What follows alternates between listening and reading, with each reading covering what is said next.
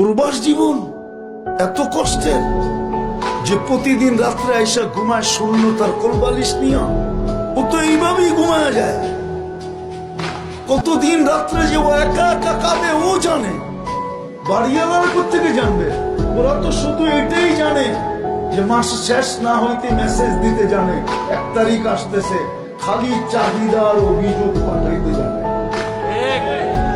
বাড়িওয়ালারা তো এছাড়া কিচ্ছু জানে না ও যে কত রাত্রে না খায় ঘুমায়। আমি সত্য বলতেছি।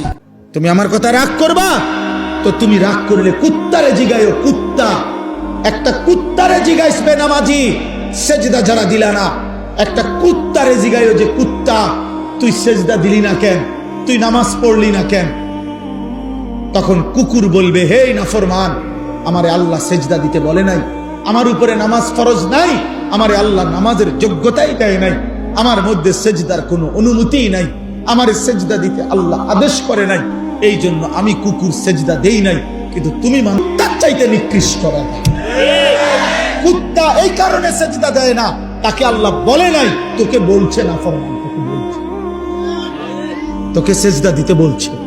যেই মেয়ে বেপর্দা, যেই মহিলা বেপর্দা, ছেলেরা আমার এই কথাটা মনে রাখো বাবা, সবাইরে বলি, যেই মহিলা বেপর্দা, যেই মেয়ে বেপর্দা, আল্লাহর কসম সে নিজেকে একদম সস্তা কম দামি পণ্য হিসাবেই বাজারে তুলে দিছে। হ্যাঁ, সে নিজেকেই তুলে দিছে যে আমি আমারে তুলে ধরলাম, এবার আঙ্গাল কাঙ্গাল আতু লুলা যা আসো, ঠ্যাং ভাঙ্গা মাথা ভাঙ্গা যে আসো, বুড়া জোয়ান প্লাস্টিক রাবার যা আসো, আমারে দেখো, আমারে আমি ছেড়ে দিলাম। সে নিজেকে মূলত লাঞ্ছিত করে, সে নিজেই নিজেকে ছোট করে ফেলে। তুমি তো তোমার দাম কমাই লাইলা, তুমি তো তোমার নিজের দাম কমাই দিলা।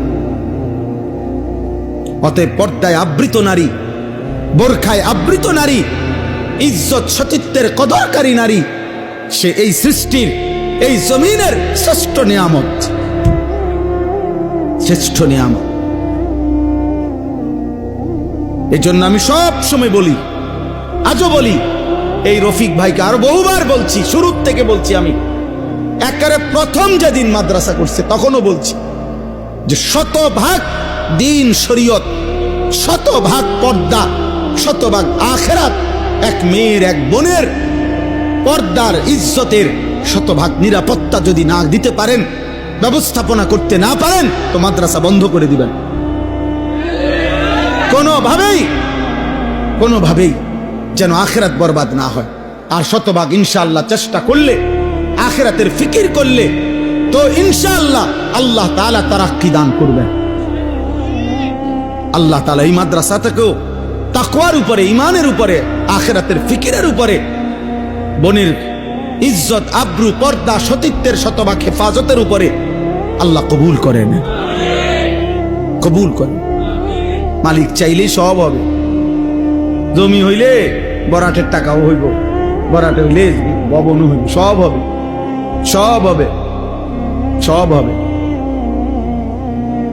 আল্লাহ তাআলা বলছে, ওয়া মা নুনাজ্জিলুহু ইল্লা বিকাদারিন মা'লুম। আল্লাহ বলছে, ওয়া ইম মিন শাইইন ইল্লা ইনদানা খাযাইনুহু। সব কিছু আমার কাছে আছে ভান্ডারে ভান্ডারে, কিন্তু আমি জমিনে নাজিল করি, দেই, হ্যাঁ, ইল্লা বিকাদারিন মা'লুম। আমি আল্লাহর কাছ থেকে নির্ধারিত, আমার কাছে নির্ধারিত যেটুকু আমি পরিমাণ মতো করে করে দেই। এক লগে সব দিয়া লাইলে সামাল দিতে পারতাম না, সামাল দিতে পারতাম।